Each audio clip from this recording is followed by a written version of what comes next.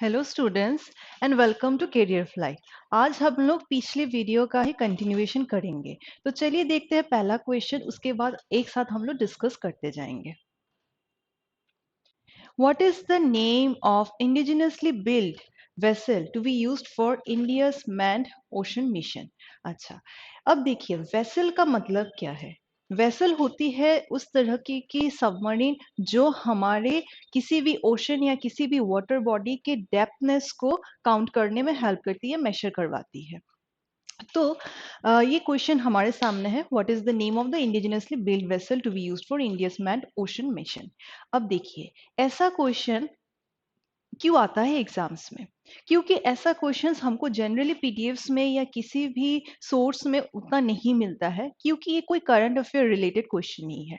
But ऐसे question newspapers के किसी ना किसी एग्जाम्स में बहुत रहता है, और मैंने पहले भी बोला था कि इन दिनों क्वेश्चंस न्यूज़पेपर बेस्ड आ रहा है, ना कि डायरेक्ट डायरेक्ट क्वेश्चंस, क्योंकि पेपर सेटर को पता होता है कि बच्चे डायरेक्ट क्वेश्चंस ज़्यादा रोट लर्निंग कर रहे हैं। तो ऐसा क्वेश्चन किसी न्यूज़पेपर में आया हुआ था जहां पे किसी मुंबई से लेके कन्नूर तक कुछ ओशन का कुछ डेप्थनेस काउंट करने रिलेटेड कोई कहानी थी या कोई एग्जर्व थी। बट हमें उतना ज्यादा नहीं जानना है, हमको बस उस हेडिंग के एक्सर्व के बारे में जानना है, एक्सट्रैक्ट के बारे में जानना है। तो ऐसी वेसल जो इंडिया का इंडिजिनियस वेसल है, जो हमारे वाटर बॉडी के डेप्थनेस को कैलकुलेट करती है, वो और कोई नहीं है, समुद्रायन है। ये सबको पता है, बीइंग एस्पायरेंट ये जानना ही चाहिए। तो ऐसे क्वेश्चन आ गया तो हम Indian manned ocean manned ocean vessel जो होती है ना, मैन्ड ओशन वेसल, इंडिया का अपना इंडिजिनस है समुद्रायन। चलिए अगला क्वेश्चन, व्हाट स्पेसिस इज नीला कुंजनी। नीला कुंजनी कोई एक फ्लावर का नाम है, ठीक है ना। स्ट्रोविल्थांथीस कुंथियाना, ये जो फ्लावर है वो हमें नीलगिरी हिल्स में बहुत मिलता है, ठीक है, नीलगिरी हिल्स में बहुत मिलता है। इंडिया का नीलगिरी हिल्स कहाँ पे है? वेस्टर्न घाट। चलिए यहां से हम लोग एक स्टेटिक भी जान लिया,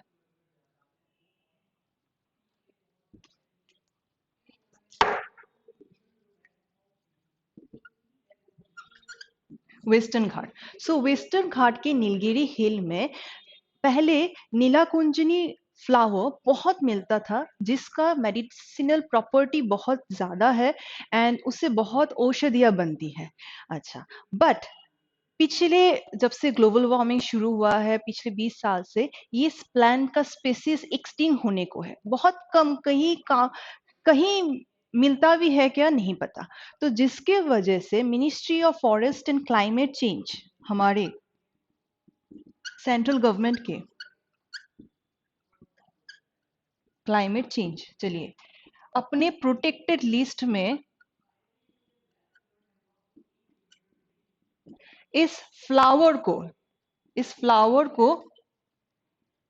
एड ऑन किया, ताकि इस फ्लावर की प्रोटेक्शन करा जा सके, ज्यादा से ज्यादा इसकी प्रोडक्शन करी जा सके, इसको एंडेंजर होने ना दिया जाए, क्योंकि ये हमारे लिए मतलब क्या बोलूं, हेरिटेज है, ठीक है ना, औषधि है जो डिफरेंट आयुर्वेदा के मेडिसिन में बनाने में हेल्प करेंगी।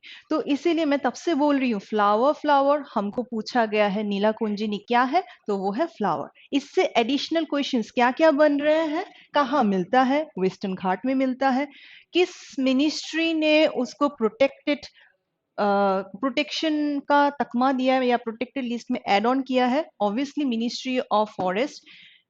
अच्छा, मिनिस्ट्री ऑफ फॉरेस्ट ने प्रोटेक्टेड लिस्ट में डाला है किसका?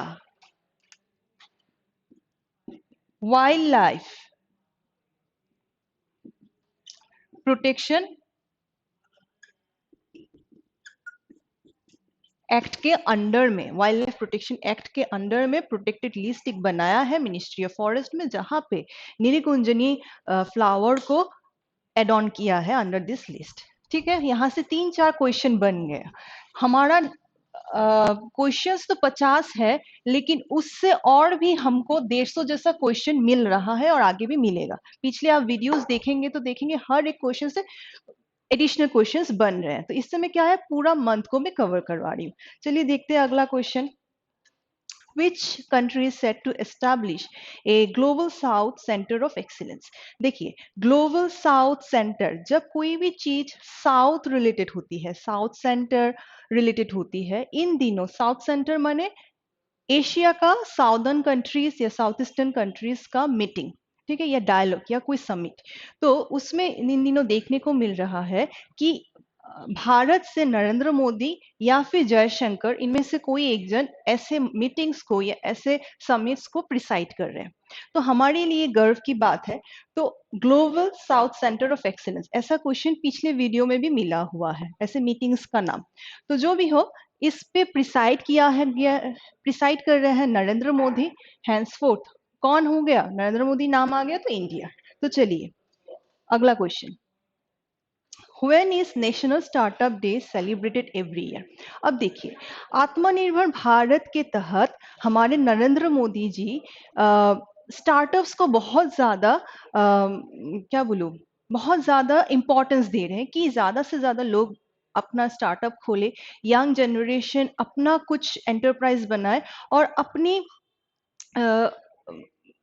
लाइवलीहुड खुद बहुत अच्छे से अपना एक बैकबोन स्ट्रेट करके अपना एंटरप्राइज खोल पाए। तो जिसके लिए उन्होंने स्टार्टअप्स पे बहुत उन्होंने ध्यान दिया है। तो इसीलिए पिछले 3-4 साल से एवरी ईयर जनवरी 16 को नरेंद्र मोदी जी स्टार्टअप डे मनाते हैं, ताकि यंग जनरेशन आगे आए और अपने स्किल्स को यूज करके अपना एंटरप्राइज बनाए और लाइफ में आगे जाए। तो इसीलिए ये क्वेश्चन इंपॉर्टेंट है, क्योंकि इन दिनों नया नया चीज आ रहा है ना, नया नया डेज एड ऑन हुआ है। तो ये इंपॉर्टेंट है, थोड़ा ध्यान रखिएगा। नेशनल स्टार्टअप डे जनवरी 16 है। चलिए अगला question. White tuft royal butterfly has been recently spotted in which state? अच्छा, ये एक ऐसी बटरफ्लाई है जो एकदम कहा जाए एक्सटिंक्ट हो गया है, लेकिन 2017 के बाद से, ठीक है, 2017 में लास्ट टाइम कन्नूर, कन्नूर कहां पे है, केरला। 2017 में कन्नूर में, केरला में लास्ट टाइम ये बटरफ्लाई देखने को मिला था। उसके बाद कोई भी बायोलॉजिस्ट इन बटरफ्लाई को देख नहीं पाया। बट लेटली जनवरी में एक, मतलब बायोलॉजिस्ट क्या करते हैं, जो एक्सटिंक्ट एनिमल है या कोई एक्सटिंक्ट फ्लावर है या फिर एक्सटिंक्ट कोई स्पीसीज है, उसकी फर्दर डेवलपमेंट देखते रहते हैं कि कहीं मतलब कोई रास्ता है क्या कि ताकि उस पॉपुलेशन को, इस एक्सटिंक्ट स्पीसीज के पॉपुलेशन को नॉर्मल करा जाए, या फिर अगर एक्सटिंक्ट है तो एंडेंजर्ड करा जाए, एटलीस्ट वो रहे। तो बायोलॉजिस्ट ने, ये किसी एमिनेंट न्यूज़पेपर से लिया गया हुआ क्वेश्चन है, मतलब लिया गया हुआ हमारा हेडलाइन है, वहां से ऐसे क्वेश्चंस बहुत आते हैं, क्योंकि ऐसे क्वेश्चंस आपको कहीं नहीं मिलेंगे, मैं जो इस प्लेटफॉर्म में करा रही हूँ। अच्छा, तो जो भी हो, तो व्हाइट टाफ्ट रॉयल बटरफ्लाई 2017 के बाद किसी भी बायोलॉजिस्ट को कहीं पे नहीं दिखा। बट लेटली जनवरी में केरला में उसकी कुछ ट्रेसेस देखने को मिली, ट्रेसेस देखने को मिली। तो जब ट्रेसेस देखने को मिली तो बायोलॉजिस्ट ये सोच रहे हैं कि शायद अगर ट्रेसेस देखने को मिल रहा है तो आगे भी इसकी पॉपुलेशन बढ़ाया जा सकती है, या फिर इसकी पॉपुलेशन शायद बढ़े, फिर से इसकी पॉपुलेशन एक्सटिंक्ट से एंडेंजर्ड या प्रोटेक्टेड लिस्ट में लाया जाए। तो जो भी हो, white tuft royal butterfly Kannur में फिर से देखने को मिला, तो हमें आंसर मिल गया केरला। तो ये क्वेश्चन मतलब बहुत इंपॉर्टेंट मुझे लग रहा है, तो आप लोग ध्यान में रखिएगा। चलिए अगला question. Which state organise international book fair recently? ठीक है, अच्छा, तो हर साल ये जान के रख दीजिए, कोई भी इंटरनेशनल बुक फेयर चेन्नई में ही होता है। तो इसीलिए चेन्नई मतलब तमिलनाडु, तो तमिलनाडु हमारा आंसर हो गया। चलिए अगला question. Indian cricket team defeated which country with the margin of 370? देखिए, एक चीज मैं आज आपको बोल देती हूँ, किसी भी एग्जाम से पहले हमेशा ठीक एग्जाम से पहले वाला जो ओडीआई होता है उसकी winners and runner ups learn करके जाना ही चाहिए, क्योंकि वो आ जाते हैं, एसएससी में आती है एंड हमारे पीयू एग्जाम्स में भी आती है। एंड अभी जो थोड़ी देर पहले कुछ एक्सटिंक्ट स्पेसिस का क्वेश्चंस कराया, वैसे क्वेश्चंस भी न्यूज में जो आते हैं हम उसको ओवरलुक करते हैं, उनको ओवरलुक नहीं करना है एक्सटिंक्ट स्पेसिस की। ठीक है, तो इस तरह के क्वेश्चन हमें कवर करना, कहीं पे भी दिखे then and then note down कर देना है। ठीक है, चलिए। So Indian cricket team defeated which country with the margin of 317 runs. Lately Indian cricket team Sri Lanka के साथ खेल के लेटली ओडीआई जीती है, तो हमारा ऑप्शन क्या हो जाएगा? श्रीलंका। ठीक है, चलिए सारे क्वेश्चंस आप लोग नोट डाउन करके अपना नोटबुक बनाइए। चलिए अगला क्वेश्चन देखते हैं। Bhopal declaration which was seen in the news, देखिए सब न्यूज का क्वेश्चंस है, was launched after which meeting। चलिए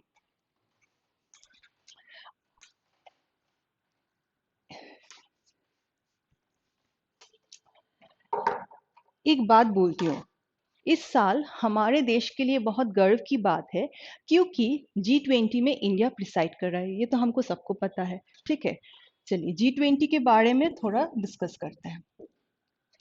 इस साल कौन प्रिसाइड कर रहा है? इंडिया। उसकी जो पंच माने मोटो है, जो मोटो लाइन है वो क्या है? वसुदेव कुटुंबकम। ठीक,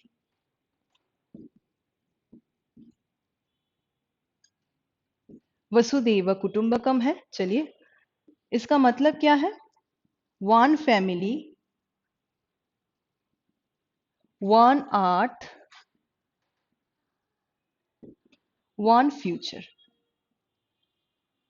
ठीक है, ये नोट डाउन कीजिए, ये सब क्वेश्चन इस साल सारे एग्जाम्स में रिपीट करेंगे। ठीक है, अच्छा, वसुदेव कुटुंबकम नरेंद्र मोदी जी को कहां से मिला? कि वसुदेव कुटुंबकम ही रखा, कहां से मिला? कहीं से मिलना पड़ेगा। वो इंस्क्राइब्ड है या मेंशन्ड है महाउपनिषद में। देखिए बहुत सारा क्वेश्चन एक क्वेश्चन से कवर हो रहा है। ठीक है, महाउपनिषद में। ठीक है, अच्छा, अभी इंडिया प्रिसाइड कर रही है, तो हमने देखा है एवरी मंथ अलग अलग सेक्टर के लिए कुछ मीटिंग्स हो रहे हैं अलग अलग जगहों में, अलग अलग कैपिटल्स में, अलग अलग डिस्ट्रिक्ट्स में हमारे इंडिया में। जैसे दिसंबर में हुआ है B20, वो कहाँ हुआ है? बेंगलुरु में हुआ है। ठीक है, उसी तरह थिंक 20 ये हुआ है, मतलब ये G20 के अंडर में है। G20 के अंडर में थिंक 20, यूथ 20, B20, ऐसे छोटे छोटे समिट्स अलग अलग डिस्ट्रिक्ट्स अलग अलग स्टेट्स में हो रहा है। तो B20 मैंने बता दिया बैंगलोर में हुआ था। थिंक 20 हुआ कहाँ पे? भोपाल में। ठीक है, वहां पे एक मीटिंग हुआ जिसको बोला जा रहा है भोपाल डिक्लेरेशन। ठीक है, भोपाल डिक्लेरेशन, उसमें क्या होता है? भोपाल डिक्लेरेशन में बताया गया है कि भारत की जीडीपी को बढ़ाने के लिए हमें वीकर सेक्शंस को बढ़ाना पड़ेगा, इम्प्रूवमेंट करवानी पड़ेगी, चिल्ड्रन वुमेन को और भी डेवलपमेंट करवाना जाया चाहिए, एंड उससे हमारी देश की सस्टेनेबल डेवलपमेंट गोल्स फुलफिल होंगी। तो वो सारी चीजें थिंक 20 में बताया गया है। तो थिंक 20 G20 के अंडर में एक मीटिंग हुआ, वो कहाँ पे हुआ? भोपाल में हुआ। एंड भोपाल के उस थिंक 20 में ये एक डिक्लेरेशन निकलाया गया अंडर G20 भोपाल डिक्लेरेशन। तो हमारा ऑप्शन है आसीन, SAARC, सारसी बोलती हूँ मैं, G20, G7, तो आंसर क्या हो जाएगा? G20। अब इस क्वेश्चन से इतना सारा क्वेश्चंस हम लोगों ने कवर कर दिया।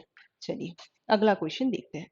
विच countries sea level change team has released a study on rising sea levels on coast. जी, फिलीपींस एक ऐसी कंट्री है जो सी लेवल के चेंज को काउंट करना या मेजर करने का दायित्व रखा है, और ये ग्लोबल वार्मिंग के ऊपर एक एडिटोरियल किसी ने किसी एमिनेंट कॉपी में लिखा हुआ था, एक न्यूज़पेपर में लिखा हुआ था, तो वहीं से ये क्वेश्चन आया हुआ है। तो हमें ऐसी छोटी छोटी क्वेश्चंस को कवर करनी है जो कहीं किसी अंदर में है, उनको पकड़ के लाना है ताकि कुछ भी हमारा नहीं छूटे। तो फिलीपींस हो जाएगा हमारा आंसर। सी लेवल चेंज टीम किसका है? फिलीपींस। चलिए अगला। Which state has rolled out menstrual and maternity leaves for students for the first time in the country? देखिए, मैंने उस दिन बताया था आपको पहले वीडियोस में कि केरला एक ऐसी स्टेट है जो अपने समय से आगे सोचती है। ठीक है, हमने देखा होगा बहुत सारी जगहों में, बहुत सारे जैसे fully digitally country, digitally banking state, ऐसा ऐसा बहुत सारा क्वेश्चन हमने पहले के सेशंस में कवर करा है। तो हमने देखा है कि जो चीज दूसरे स्टेट में स्टार्ट नहीं हुआ है उन्होंने, या स्टार्ट हुआ है हाफ हुआ है, उन्होंने खत्म कर लिया है, वो टास्क खत्म कर लिया है। तो ये maternity leave and menstrual leave को लेके हर स्टेट में बहुत सारे मीटिंग्स होती हैं कि ताकि लड़कियों को ऐसे लीव्स मिले। केरला ने वो करके दिखाया। सो केरला ने ये maternity leaves and menstrual leaves को स्टार्ट कर दिया है, तो हमारा आंसर हो जाएगा केरला। चलिए अगला।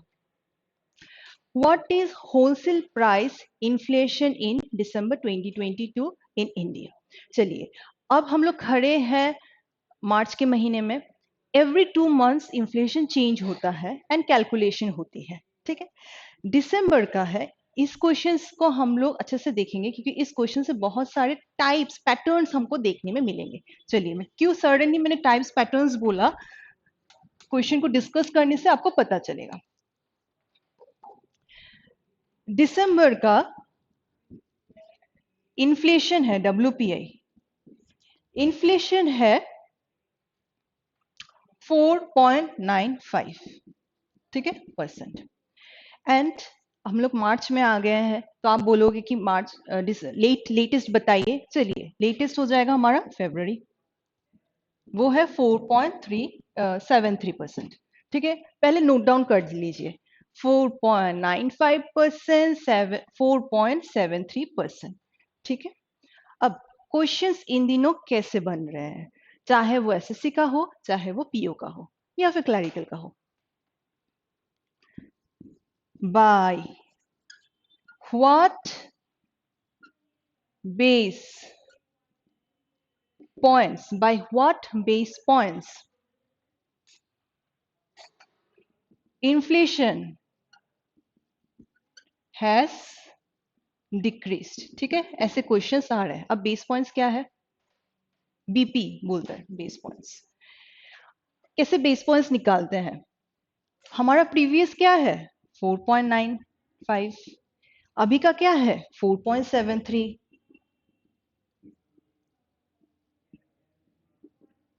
ठीक है, ये जो पॉइंट में जो परसेंट निकला वो हमारा है बेस पॉइंट्स। सो हमारी बेस पॉइंट्स क्या है?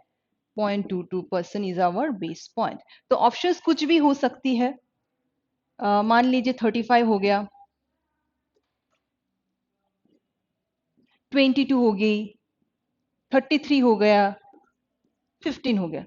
तो हमारे यहाँ पे आंसर क्या होगा? What is by what base points inflation has decreased? कमा है, देखिए कमा है, तो क्या हो जाएगा?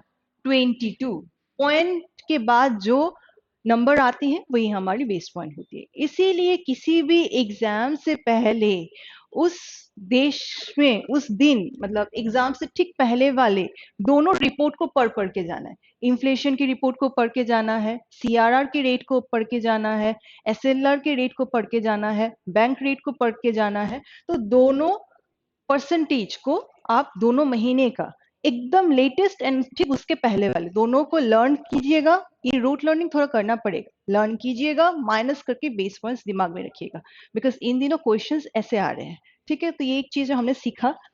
चलिए अगला क्वेश्चन देखते हैं। Which country has unveiled one of the world's strictest anti-tobacco laws?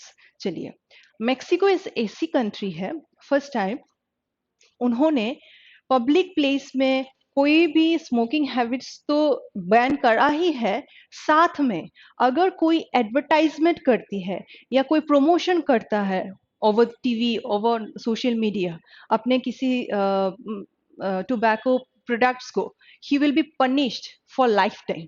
तो मैक्सिको एक ऐसी कंट्री है, वो अपने कंट्री को टोबैको फ्री बनाना चाहती है, क्योंकि उनका आधा से ज्यादा पॉपुलेशन बहुत ज्यादा टोबैको यूज करता है डिफरेंट फॉर्म्स में, बीट ई सिगरेट्स, बीट एनी अदर। तो इसीलिए मैक्सिकन गवर्नमेंट ने सोचा है कि अगर हम लोग स्ट्रिक्ट से स्ट्रिक्ट लॉ नहीं लगाएंगे तो टोबैको यूज एक्सेस बढ़ जाएगा, तो ये ठीक नहीं है, सेहत के लिए ठीक नहीं है। तो इसीलिए कौन सा कंट्री एडवर्टाइजमेंट में भी बैन लगा दिया, कौन सा कंट्री? मैक्सिको। तो यहाँ से दो क्वेश्चन बन रहा है, विच country has banned advertisement for any tobacco products? Mexico हो जाएगा, and strictest anti tobacco law वो भी मैक्सिको ही हो जाएगा। चलिए अगला क्वेश्चन देखते हैं। Which union ministry is associated with insolvency and corporate insolvency and bankruptcy code? अच्छा, इंसॉल IBC कोड, ठीक है।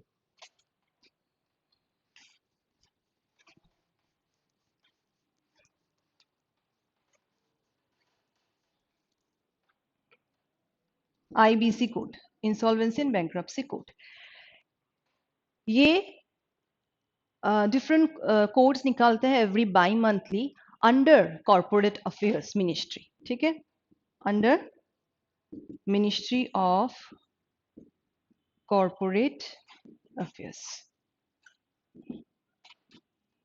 ठीक है।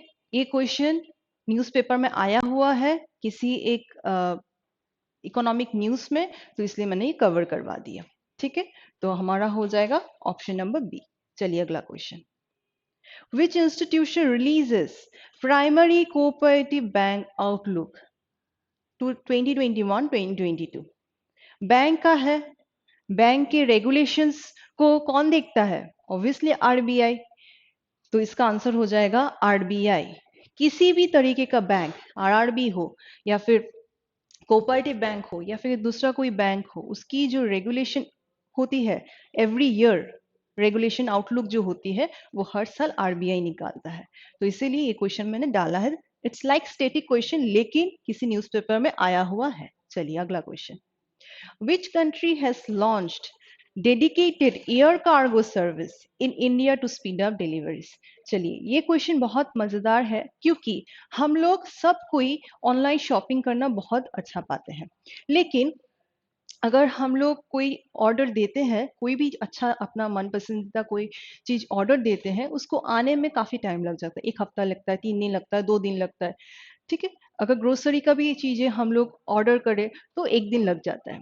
तो अमेजन, फर्स्ट अमेजन ने सोचा कि क्यों ना ड्रोन सर्विस शुरू किया जाए, कि जब ऑर्डर दिया जाए देन एंड देन अगले 2 घंटे में उनके छत पे वो चीज दे दिया जाए, क्योंकि ओवर द एयर कोई भी चीज जल्दी जाती है, ठीक है ना। तो अमेजन ने फर्स्ट टाइम एक अपना एयर कार्गो सर्विस शुरू किया है या शुरू करने को सोच रहे हैं, ताकि डिलीवरी विद इन 2 आवर्स हो जाए। तो हमारा आंसर हो जाएगा अमेजन। तो ये सब चीजें न्यूज़पेपर में बहुत देखने को मिलता है एंड वही एग्जाम में आता है, ठीक है। चलिए अगला क्वेश्चन देखते हैं। Which state has launched a scheme to rent drones to low income farmers? ठीक है, लो इनकम फार्मर्स। अच्छा, अब देखिए, ड्रोन हमको अलग अलग सेक्टर्स में हेल्प करती है। पहला वाला क्वेश्चन था डिलीवरी के लिए एयर कार्गो, वो डिलीवरी के लिए। सिमिलरली ये भी कुछ ड्रोन रिलेटेड क्वेश्चन है। सो लो इनकम फार्मर को कौन सा स्टेट गवर्नमेंट रेंट कर रहा है एकदम कम कम रेंट में? देखिए, ड्रोन क्यों चाहिए? इरिगेशन पर्पस के लिए चाहिए, ठीक है। कुछ पेस्टिसाइड्स या कुछ यूरिया स्प्रे करने के लिए चाहिए, बट लो इनकम फार्मर के पास इतने पैसे नहीं होते हैं कि वो एक ड्रोन इफोर्ड करे एंड वो यूज करे। तो इसीलिए राजस्थान के गवर्नमेंट ने सोचा क्यों ना रेंट करा जाए एकदम मिनिमम रेट में, ताकि ज़्यादा से ज़्यादा फार्मर्स ड्रोन सर्विस ले सके, like little bit high income farmers. तो इसीलिए राजस्थान ने एक स्कीम शुरू करा कि वो लोग ड्रोन्स फार्मर्स को देंगे अपने डिफरेंट एक्टिविटीज के लिए, स्प्रे एक्टिविटीज के लिए वो लोग यूज कर सकते हैं। तो राजस्थान हो जाएगा हमारा आंसर। चलिए अगला question, which state is known for celebrating the orange festival. अब देखिए, ऑरेंज फेस्टिवल एक बहुत ही कलरफुल फेस्टिवल है, एंड वो फेस्टिवल नागालैंड में एवरी ईयर बहुत ही सेलिब्रेशन एंड बहुत ही पॉम्प के साथ, बहुत ही कलरफुल वे में उसको सेलिब्रेट करा जाता है। तो ऑरेंज फेस्टिवल आ गया तो हो जाएगा हमारा राजस्थान, सॉरी नागालैंड। ठीक है, सो नागालैंड हो जाएगा हमारा ऑप्शन। चलिए अगला question, Dilip Mahalanobis, who was awarded the Padma Bhushan award in 2023, was associated with which profession? जी, so दिलीप महालानविस पद्मा भूषण अवार्ड पाए हैं पोस्टुमसली जनवरी में। वो एक पेडिट्रिशियन रहे हैं जिन्होंने जिन्होंने बहुत लोगों को कॉलेरा से बचाया है इन 1970 वार इन इंडिया। तो पोस्टुमसली उनको बहुत सारा अवार्ड मिला, भारत रत्न अवार्ड मिला, तो ऐसे अवार्ड्स लास्ट ईयर मिले।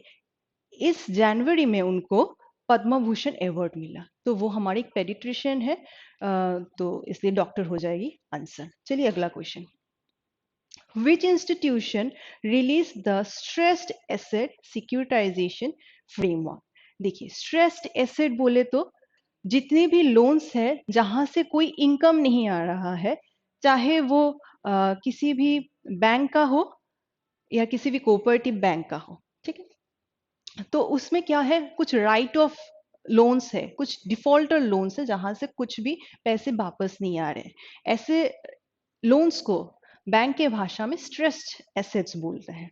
सो उसको एक framework every bimonthly RBI बनाती है, तो हमारा आंसर क्या हो जाएगा, आरबीआई। चलिए लास्ट क्वेश्चन जनवरी महीने का, which country signed a deal with India to relocate dozens of cheetah to India, like to India, ठीक है।